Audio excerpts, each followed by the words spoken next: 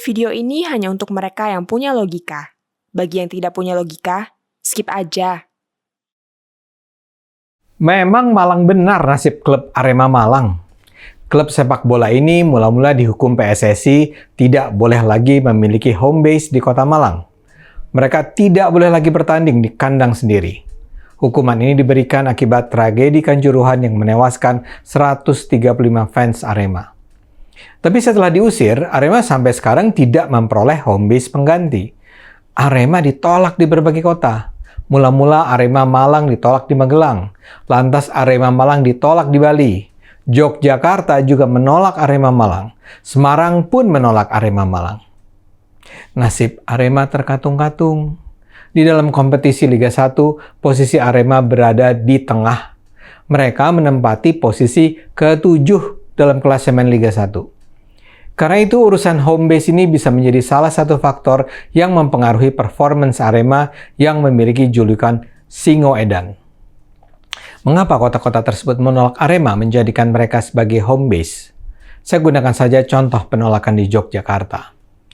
Arema ingin menjadikan Stadion Sultan Agung SSA Bantul sebagai home base di putaran kedua Liga 1 BRI tahun ini. Penolakan datang dari salah satu tim Liga 3 Yogyakarta, Hizbul Waton Universitas Muhammadiyah Yogyakarta. Mereka ini bukan tim yang berlaga di Liga 1.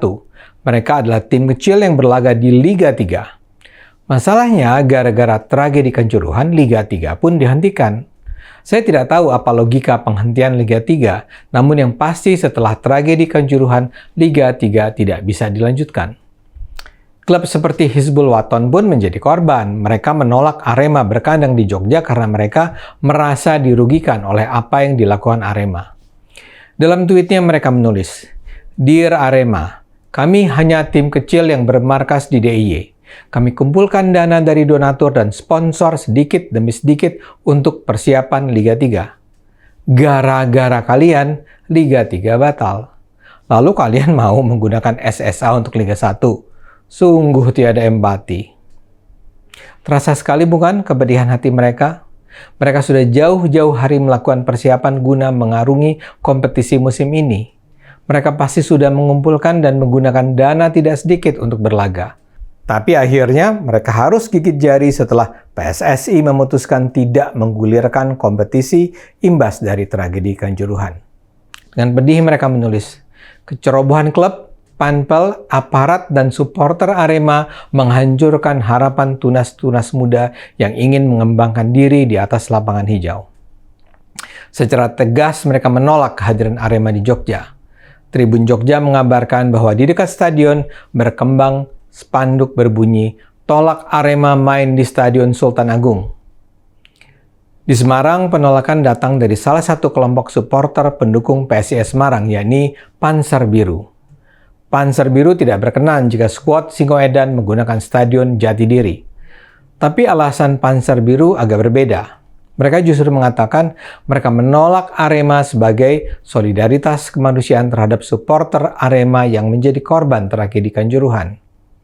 Namun, di sisi lain, Panser Biru juga menyatakan penolakan itu dilakukan guna mencegah jangan sampai terjadi efek yang menimbulkan gejolak di kalangan supporter di Semarang yang dikhawatirkan bisa mengganggu faktor keamanan. Mereka menyatakan Panser Biru juga tidak bertanggung jawab apabila nantinya terjadi gejolak dan gangguan stabilitas lantaran Arema menggunakan Stadion Jatidiri sebagai markasnya. Nampaknya kita bisa menyebut beberapa hal yang disebut menyebabkan terjadinya penolakan. Pertama, kemarahan bahwa gara-gara Arema, seluruh sepak bola Indonesia harus kena getahnya. Kedua, adanya simpati terhadap korban. Ketiga adalah kekhawatiran dengan perilaku supporter yang bisa merugikan kandang baru mereka. Dalam hal ini, faktor ketiga ini yang harus diperhatikan khusus. Kekerasan dalam sepak bola di seluruh dunia hampir selalu terkait dengan perilaku supporter. Kita misalnya mengenal istilah hooliganism, yaitu perilaku destruktif, tidak tertib yang dilakukan penonton pertandingan sepak bola. Ini adalah sebuah gejala yang terjadi di mana-mana, walau secara perlahan bisa diatasi di negara-negara Eropa. Saya menangkap apa yang menjadi landasan utama di belakang penolakan Arema datang dari kekhawatiran terhadap potensi kekerasan yang diakibatkan perilaku para supporter. Karena itu, agar tragedi Kanjuruhan tidak lagi terjadi, agar kasus penolakan Arema tidak berulang, yang diperlukan adalah upaya mengendalikan supporter. Bila ini tidak dilakukan di Indonesia, tragedi serupa mungkin bisa berulang. Kita tidak perlu mengembangkan sendiri dari nol program pendidikan supporter. Program-program yang dapat dijadikan contoh sudah dikembangkan di Eropa. Salah satunya adalah pelarangan minuman beralkohol, bukan hanya di stadion, tapi juga di wilayah dekat stadion. Ini ternyata tidak dilakukan hanya di Piala Qatar 2022, tapi juga di negara-negara seperti Prancis. Peraturan lain adalah memajukan jadwal pertandingan agar tidak terlalu malam. Dan alasan utamanya adalah agar para supporter belum cukup lama dan belum cukup banyak minum alkohol sebelum menyaksikan pertandingan. Selain itu, klub yang supporternya dianggap melakukan tindakan merusak lazim menerima hukuman seperti melakukan pertandingan tanpa penonton. Tapi salah satu metode yang sangat lazim dilakukan adalah melakukan apa yang disebut sebagai fan coaching atau pendidikan supporter. Ini di Eropa sudah dilakukan sejak 1980-an setelah berlangsung beberapa kali kasus kekerasan supporter yang memakan banyak korban di sana. Dalam program ini, supporter dididik untuk berperilaku secara pantas.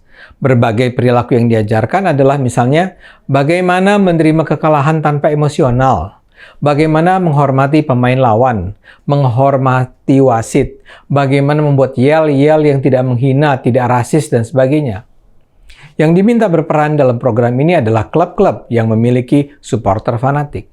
Lazim juga dilipatkan bintang-bintang sepak bola yang diidolakan para pecinta sepak bola.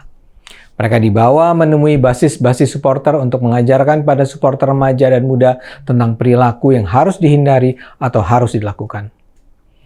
Di sisi lain, karena hooliganisme ini sudah begitu menakutkan, kepolisian di Eropa memiliki skema khusus untuk mengendalikan para supporter.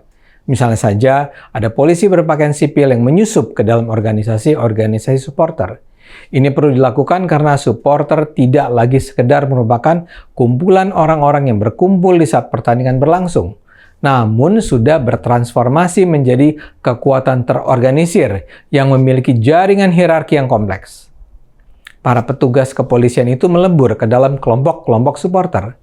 Bila sudah diketahui siapa-siapa yang memiliki posisi kunci di organisasi supporter itu, polisi bisa dengan mudah mendekati, atau kalau perlu menciduk ketika ada keributan atau kerusuhan terjadi. Dan si penyelinap ini sangat mungkin mengabarkan kesatuannya bila ia melihat ada potensi-potensi ke arah tindak kekerasan. Itu semua bisa juga diterapkan di Indonesia. Mudah-mudahan saja apa yang terjadi di Kanjuruhan dan sekarang yang terjadi pada Arema bisa mendorong lahirnya langkah-langkah penyelamatan sepak bola Indonesia. Ayo gunakan akal sehat, karena hanya kalau kita gunakan akal sehat, bangsa ini akan selamat.